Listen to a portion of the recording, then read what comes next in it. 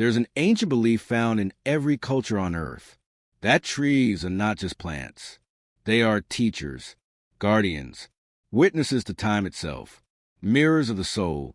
The Celts believed trees held the wisdom of ancestors, that certain trees were portals between worlds. The Norse spoke of Yggdrasil, the world tree, whose roots reached into the underworld and whose branches held up the heavens. Indigenous cultures across continents speak with trees as if they are elders, as if they carry knowledge that humans have forgotten. The Buddha found enlightenment beneath the Bodhi tree. The tree of knowledge stood at the center of Eden. Trees, in every tradition, are sacred, and Carl Jung understood why. He saw trees as one of the most powerful symbols of the human psyche.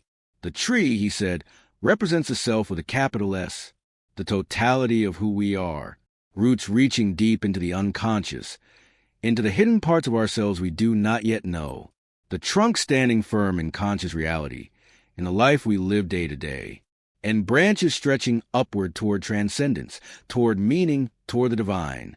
But here is what most people do not realize. The tree you are drawn to is not random.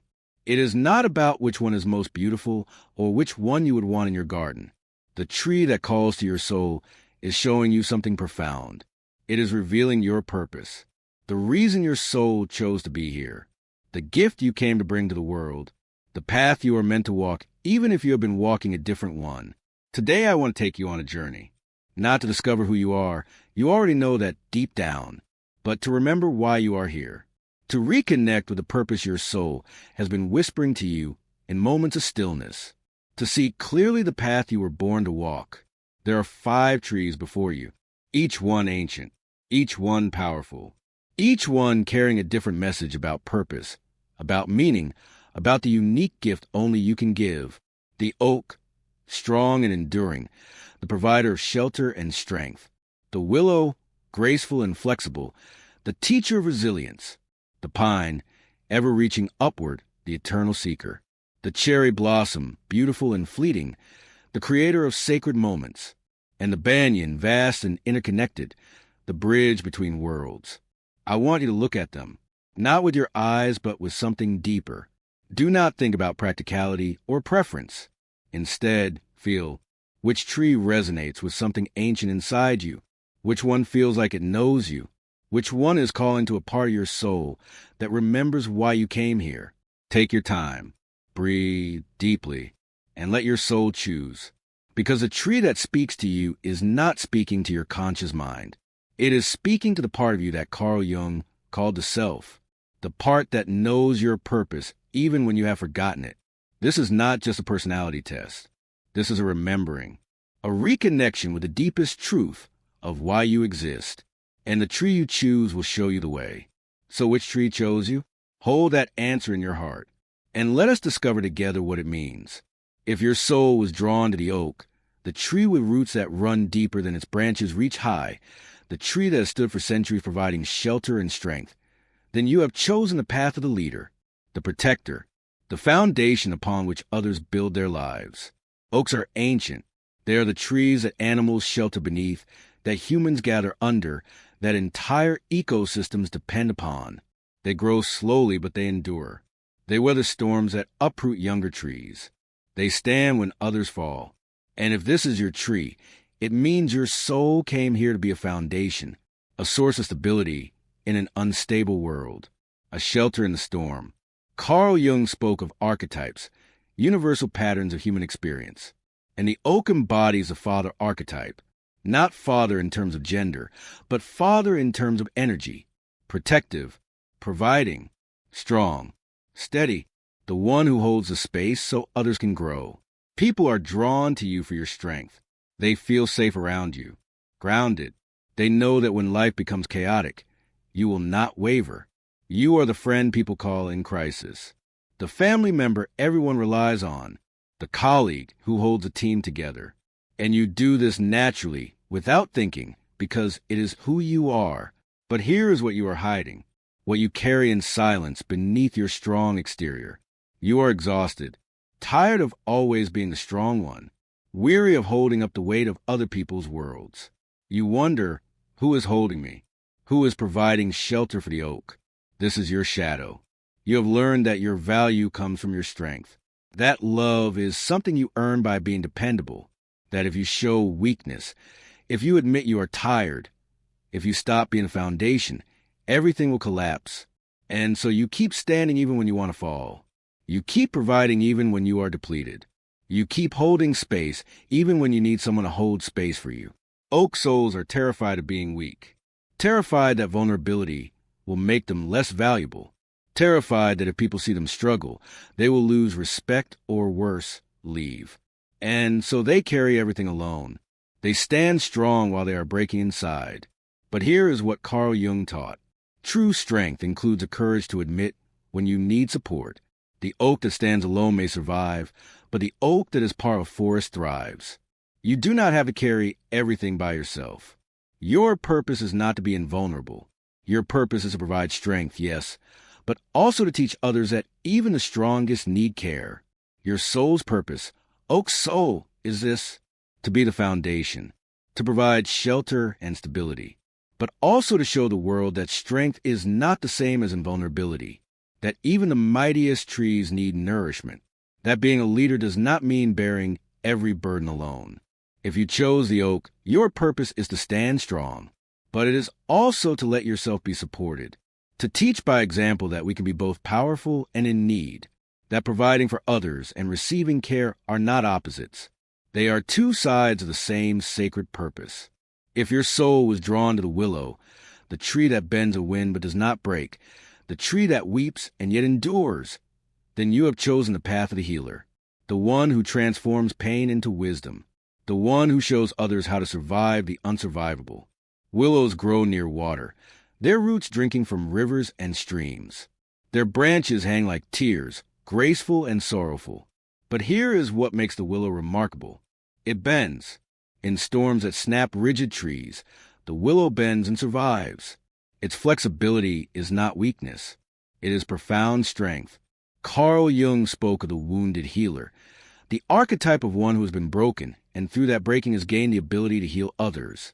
And willow souls embody this completely. You have been through storms. You have bent so far you thought you would break, but you did not, and now you carry the wisdom of survival in your bones. People come to you when they are hurting, not because you fix them, but because you understand. You have been where they are. You have felt what they feel. You do not offer empty platitudes. You offer the kind of wisdom that can only come from having survived your own breaking. But here is what you are hiding, what you carry beneath your grace and wisdom. You are tired of bending, tired of being flexible, tired of always being the one who adapts, who yields, who accommodates. You wonder, when do I get to stand firm? When do I get to be inflexible? When do I get to demand that the world bend for me instead of always bending for the world? This is your shadow. You have learned that survival requires flexibility, that to be loved you must be accommodating, that your needs are less important than keeping the peace.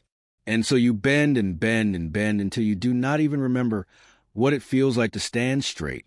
You have become so good at adapting that you have forgotten you are allowed to have boundaries. Willow souls are terrified of being rigid, terrified that if they stop bending, if they stand firm, if they say no, they will break. Or worse, they will break someone else.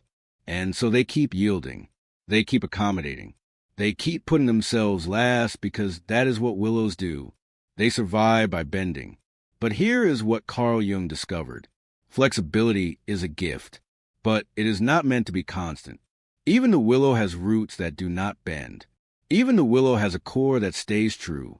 And you, willow soul, are allowed to have boundaries. You are allowed to say no. You are allowed to stand firm without fear of breaking. Your soul's purpose, willow soul, is this: to show others that survival is possible, to teach resilience not as hardness but as flexibility, to be the living proof that we can bend in the storm and still remain ourselves. But your purpose also includes teaching others and yourself that healing is not endless endurance, that sometimes the most powerful thing the willow can do is root itself firmly and refuse to bend. If you chose the willow, your purpose is to heal, to teach resilience, to show others the way through pain. But it is also to honor your own limits, to remember that flexibility without boundaries is not strength, it is self-abandonment. You are allowed to bend, but you're also allowed to stand firm. If your soul was drawn to the pine, the tree that reaches ever upward, the tree that stays green when others go bare, the tree that thrives in harsh conditions and climbs toward the sky, then you have chosen the path of the seeker, the one who is always growing, always reaching, always becoming. Pines grow in places other trees cannot. Mountains, cold climates, rocky soil, they do not need perfect conditions. They need challenge. They need something to overcome. Because the pine is not content to simply exist. The pine must grow, must reach higher, must stretch towards something beyond itself. Carl Jung spoke of individuation, the lifelong process of becoming who you truly are, and pine souls are on this path constantly. You are never satisfied with who you were yesterday. You are always reading, learning, seeking, questioning. You look at your life and see not what you have accomplished, but what you have yet to become. People admire your growth, your constant evolution, your refusal to stagnate. You are the person who is always taking a new course, reading a new book, exploring a new philosophy. You are never done. And this is both your gift and your burden. But here is what you are hiding, what you carry beneath your constant striving. You are exhausted, tired of never arriving, tired of always reaching for the next level of growth, tired of feeling like you are not enough as you are right now. You wonder, when do I get to rest? When do I get to just be?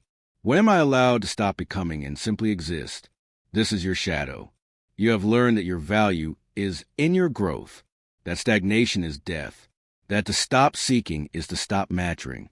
And so you push yourself relentlessly upward, never satisfied, always reaching, believing that one day you will finally become enough. But that day never comes, because you have made becoming your identity, and an identity based on becoming can never rest. Pine souls are terrified of stagnation, terrified that if they stop growing, they will become irrelevant, worthless, forgotten, and so they keep climbing even when they are exhausted. They keep striving even when they long for peace. They keep seeking even when what they truly need is to arrive. But here is what Carl Jung taught. Individuation is not about becoming perfect. It is about becoming whole. And wholeness includes rest, includes acceptance, includes the ability to say, I am enough as I am right now. The pine reaches upward, yes, but it is also rooted downward. And without those roots, without that grounding, all the reaching becomes meaningless. Your soul's purpose, pine soul, is this: to grow, to seek, to reach toward the highest version of yourself and inspire others to do the same. But your purpose also includes teaching, through your own journey, that growth is not a race. That becoming is not about reaching some perfect destination. That sometimes the most profound growth happens not in the reaching, but in the resting. Not in the striving, but in the acceptance of who you already are. If you chose a pine, your purpose is to seek, to grow eternally, to show others that we are never finished becoming. But it is also to learn that you are allowed to rest.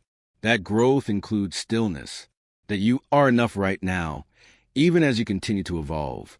You do not have to earn your worth through endless transformation. You already have worth. You are already whole. If your soul was drawn to the cherry blossom, the tree that blooms in breathtaking beauty, and then lets go, the tree that creates something sacred knowing it will not last, then you have chosen the path of the artist, the creator, the one who understands that beauty itself is purpose enough. Cherry blossoms bloom for only a few weeks each year. Their flowers are delicate, fragile, temporary. And yet, people travel across the world to see them.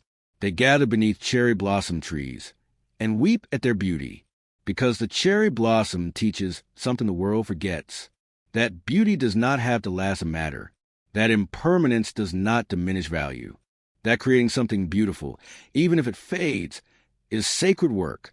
Carl Jung spoke of the creator archetype, the one whose purpose is not to build empires or achieve great things, but simply to make beauty, to add something to the world that was not there before.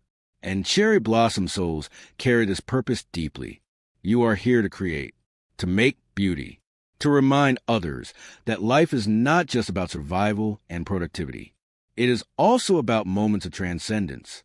Carl Jung taught that each of us has a purpose, not a purpose assigned by society or family or circumstance, but a purpose written into the soul itself, a reason we chose to be born into this particular life at this particular time. And that purpose is not about achievement or success or leaving a legacy. It is about being who you truly are, fully, completely, without apology. The tree you chose today has shown you that purpose. It has reminded you why you are here. And now the question is, what will you do with that knowing? Trees do not question their purpose. The oak does not wish it were a willow. The pine does not envy the cherry blossom. Each tree simply is what it is, fully, unapologetically, and in being fully itself, it fulfills its purpose. You are the same. You do not need to become someone else. You do not need to change your nature. You need only to stop hiding it, to stop apologizing for it, to stop pretending you are a different tree than the one you are. Your purpose is not something you achieve. It is something you embody. It is who you are when you stop performing, when you stop hiding, when you finally allow yourself to be the tree your soul chose to become. So whatever tree you chose, honor it. Thank it for reminding you why you are here. And then do the sacred work of becoming it fully, not by changing who you are, but by finally allowing yourself to be who you have always been. Now I want to hear from you. Which tree chose you? Did this resonate with your soul's purpose? Did it name something you have always known, but never put into words? Share your answer in the comments below. Tell me your tree. Tell me if it surprised you or confirmed what you already knew. If this video moved you, if it helped you remember your purpose, please take a moment to like and subscribe. Your support allows me to continue exploring Carl Jung's wisdom, the language of symbols, and the sacred truth that each of us has a reason for being here. Thank you for being here. Thank you for your willingness to remember, because in a world that tells us our value is in what we produce, remembering that our value is in who we are is an act of revolution. You are not here by accident. You are not a random collection of traits and experiences. You are a soul with a purpose. And the tree you chose today has shown you what that purpose is. Now it is your work to honor it, to live it, to stop hiding who you truly are, and finally, allow yourself to bloom. The world does not need another oak pretending to be a willow. It does not need a pine trying to be a cherry blossom. It needs you, exactly as you are, in your full purpose, in your complete truth. You are the tree your soul chose to become. Now grow into it fully. The world is waiting for the shelter only you can provide, the healing only you can offer, the growth only you can inspire, the beauty only you can create, the connections only you can bridge. This is your purpose. This is why you are here. Not to be like anyone else, but to be fully, completely, unapologetically yourself. The tree you chose knows this. Now it is time for you to know it too.